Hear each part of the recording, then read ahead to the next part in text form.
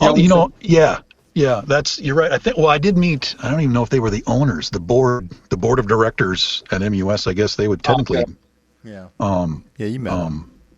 yeah, I did, and that, apparently they had a bunch of stations that they owned, and I didn't know it, but that was, JML, I think. Did they own JML in they, Petoskey?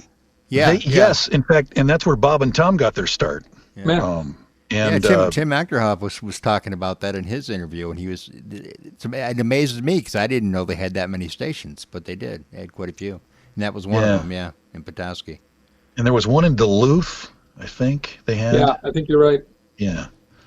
So that was. But you never. I never felt like you could. It just felt like a waste of time to actually go against Bob for some reason. I don't know why. I don't think he was on our wavelength either. He was an intelligently smart person, and he was kind of aloof. Yeah. Yeah. And you just felt like you should just do what the guy says because he would snap. And he never did, but you always felt like he was just on the edge of just like losing it. And I didn't exactly, and he seemed always distracted, like he was distracted by something. I didn't want to be responsible for anything bad that happened, to him. You're right. That's a good description. He looked like somebody who's about to go off at any moment. Yes. Yeah. From what I understand. No, and from what I understand, he had at his office. I think what was it? Was it Studio 28 on 28th Street? Yeah. His office was in there, and he had a round table, and apparently, he was all about reports, so everybody was always generating reports. So his secretary every day would take every single thing that was sent to him and lay it just in a giant pile on this circular table that he had in his office. And he would go through every single page. And then it would all be filed away. But then again, if it was over 6 months old, but that's the way he kind of kept track of what was going on with the radio stations. And then right as all of us started thinking about jumping ship and all of that, that's when he kind of got involved and hired some people. It seemed like he got more involved with the radio stations and then hired some people, the upper echelon folks kind of left. And so who he hired on was a totally different group of people. Because I remember Scarpelli and Chuck Finney were really good at keeping Bob sort of away from the radio stations, and they would hide from him. For example, if Bob was going to be in Davenport, then you knew that Scarpelli and Chuck were either going to be in Muskegon or Lansing. And they would try their hardest to kind of stay away from him or to steer him in a direction so he wasn't involved. And then once Scarpelli and Chuck left, it seemed like he slowly started to kind of wiggle his way into the radio stations. Like he just got, they just couldn't keep him away anymore. And that's when things kind of changed. And I never found out. Jeanie, when Jill started, I couldn't. Yeah, that was a whole different regime, and that's I don't even know if that's a conversation that can even be broadcast, but it went bad quick. Holy smokes! In fact, all that freedom that we talked about was gone. All of a sudden, it was gone, and there was they were questioning everything we were doing.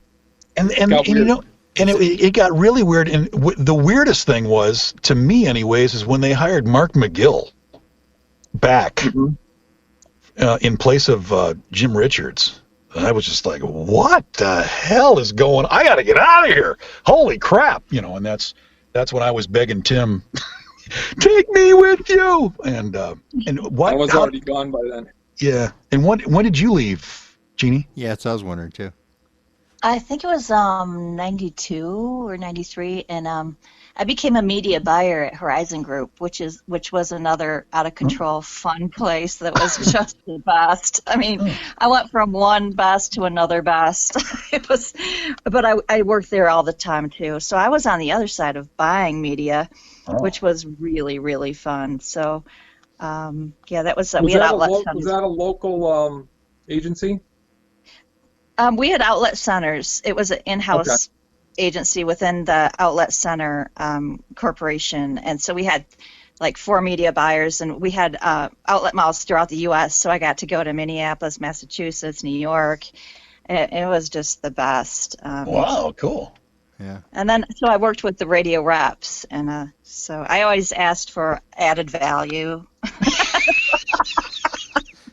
Yeah. Everybody does. God. Yeah, I'll buy one spot. Can I get 7 freebies? Yep. I'm going to need a remote for that. Oh, God, yes. I need a remote, an appearance, a non-paid appearance. I also need 14 van stops and, right, and make sure you bring the pizza because, in fact, I don't know if I told you guys this, but when I got down here to Cincinnati, there was a car dealership that always did a Saturday remote, and it was like great. We'd bring pizza and do this remote, and it was like the easiest remote in the world. 4 breaks, and you were done in 2 hours. And one day we showed up and we didn't have the pizza, and the general manager comes on and he goes like, where's the pizza? And I'm like, oh, well, our agreement with the pizza place is up, so we don't have pizza anymore. It's like, all right, well, then you might as well just pack up because no pizza, no remote. So and I'm he's like, feeding his employees with it. Yeah. But I think it cost, I don't know what it cost him to have us out there, but whatever deal he had, it was all about feeding his staff on a Saturday. Because I tell you what, when the pizza would show up, it didn't necessarily show up at the same time we did. That building, I thought it was empty, but there were people coming out of the woodworks. And within about 5 minutes, we'd have like 20 pizzas gone. I mean, just torched in 20 minutes. And it was just a free-for-all. And then, of course, no pizza, no remote. See you later. I'm like, okay, that was it. Game over. Absolutely. Yeah. Hey, Jojo, remember that time that you delivered pizza to the funeral home for your pizza lunch? Yeah. And then we had that guy underneath the table, and so then when you went in the room, he pretended like it was somebody under the sheet, and then he scared you. Well, or was it you that... Was it you under the sheet that you scared somebody else?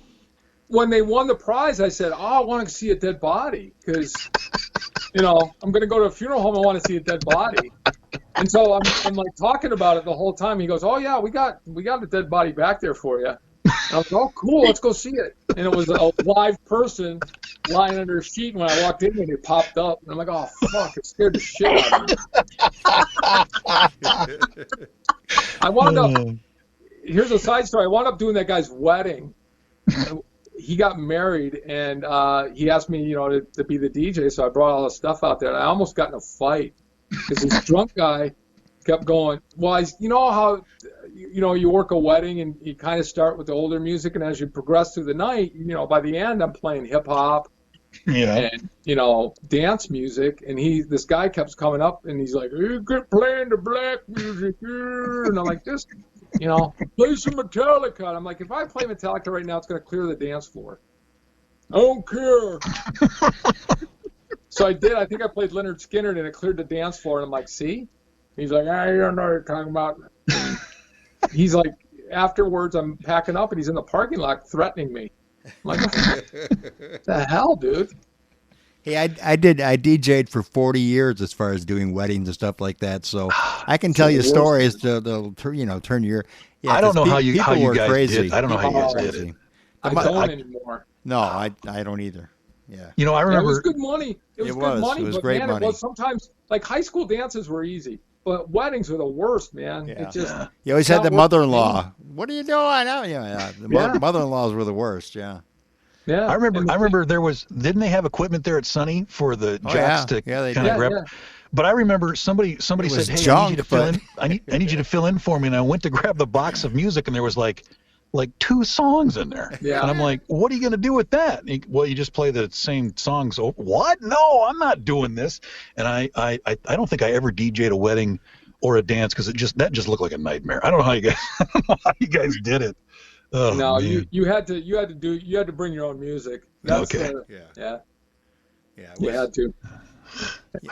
It was always fun too when you had CDs too, because somebody'd always come over there and hit your table, and that was pretty much it for the CD. But anyway, I'm telling you, those were the worst. Yeah. Weddings were the worst. Oh yeah. But you're sitting there for what, 4 hours waiting for the wedding to really get going because you're playing background music for while everybody's conversing and getting drunk, and then by the time it's time to play the music, everybody's pretty much wasted, and hey, you could play that song again, man. It was great. Anyway, yeah, it's fun times. I'm so glad they're gone, but anyway. Yes. Yeah. So anyway, you guys, you want to talk to each other about anything? Go for it, because you haven't talked for a long time. Anything you want to talk about? I won't. No, I got to get going, but Yeah, that's it was what I a figured. pleasure talking to you guys again. It's always fun. Yeah, it was great. It was great talking to you, Jojo. We got to figure something out, maybe in the spring or something, or if this virus thing ever disappears, if they ever find a cure or whatever they're looking for. Yeah. Jeanie had some good stories too about off the record, so to speak, when she went and took pictures of the Trump plane that came in. I saw that you. I was like, well, first of all, I wanted to ask Jeanie, what do you do now other than take a lot of photos? If I told you what I would have to do to you. Yeah. You'd be lucky. You'd be very lucky. Yeah. No, I mean, seriously. What she'd have to do to you. Yeah. Remember producing those commercials in your studio, by the way. You were just off the charts great. And then I would be really good at screams. I could scream, and I could do Harry Met Sally. And I wanted to go to Hollywood and be a screamer. I was like, maybe I can make money at this. She was very good at. I have to admit, she was very good at screaming. Yeah, if you needed a scream, that was. Let's hear one. Come on, one. Give me one scream. Oh yeah, there we go. Yeah. Oh yeah. Now I could do it louder, but my neighbors would probably, wonder. Yeah. You do a really good Halloween show or something. Yeah. So seriously, what do you do now, Jeanie? What do you do? Well, I have a wide range of things, but for a while I was taking photos for the Norton Examiner. So okay, that's what I thought, because I was seeing some stuff, and I was like, I bet you that looks like it's kind of a cool job. Yeah.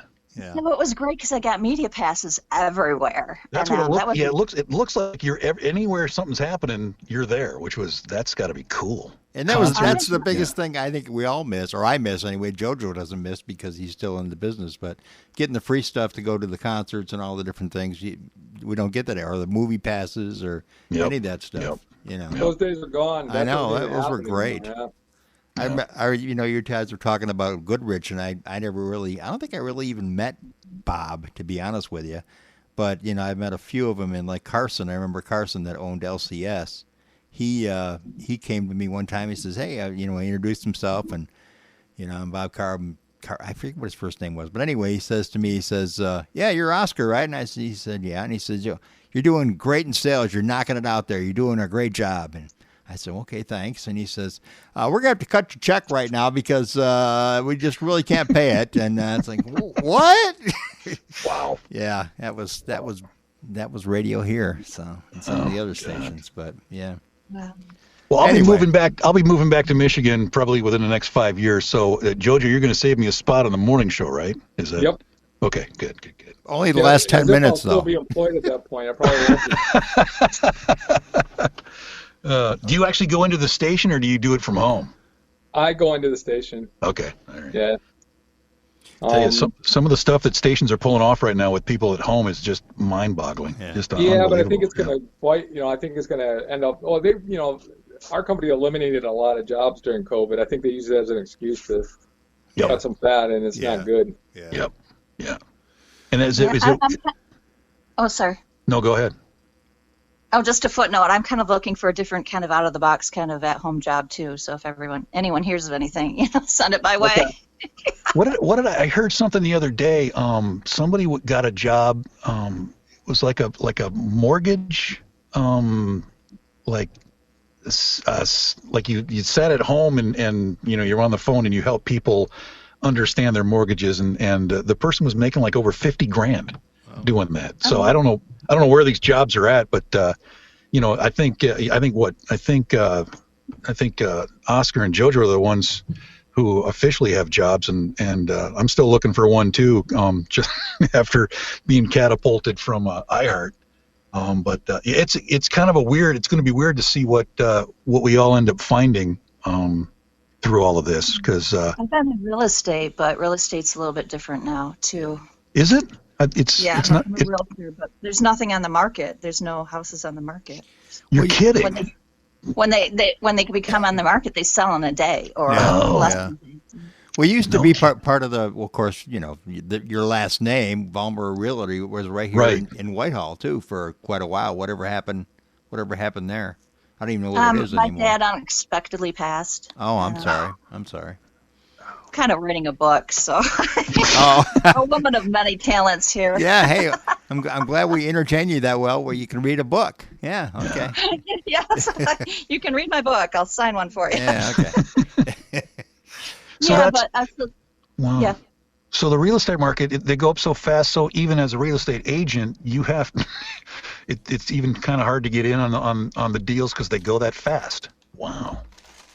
Yeah, a lot of people are moving here. It's crazy. Well, that's what I was wondering, because it sounds like people are moving away from bigger cities, to cut costs and all of that. Wow, that's fascinating. Yeah. And the prices are skyrocketed. They're the highest ever that I remember of the houses. Yeah. Wow. Yeah, it was nice to know that our house is worth something again. Yeah. Yeah. After getting a really good price on it, and then it says it's worth nothing, and then it's finally worth something again. So that was good. Well, thank you guys. I appreciate it. And thank you. It was great talking to you, Jeanie and Jojo. Man, it was great to hear you guys again, and see on and of course on Facebook. I love seeing the stuff on Facebook and all that. So keep it up. You too. Thank you. Will do. Yeah, if you ever want to do it again, let me know. All right, will do. Yep. I'm sitting here. I'll start. If you want to hang up and call me right back, Oscar, I'm ready to go. So. Okay. Well, I know what you can do for me. I know what you can do for me, Mark. You can. I'm looking for a new promo for Talking Tunes, because it used to be me and these other people that do it, but now it's like whoever I can get that will do it with me for Talking Tunes. So I don't really know what to come up with just yet. All right. Let me work on something. Yeah, my juices are pretty much gone. I'm old these days, so my juices are gone. So I still have juices, so I'll use. That's good. Use my That's juices. good. Yes. That's good. Yeah, juice away, man. All right, thanks, guys. Okay. See you Take later. See you, everybody. Yep. Bye-bye. Bye. Bye. Bye.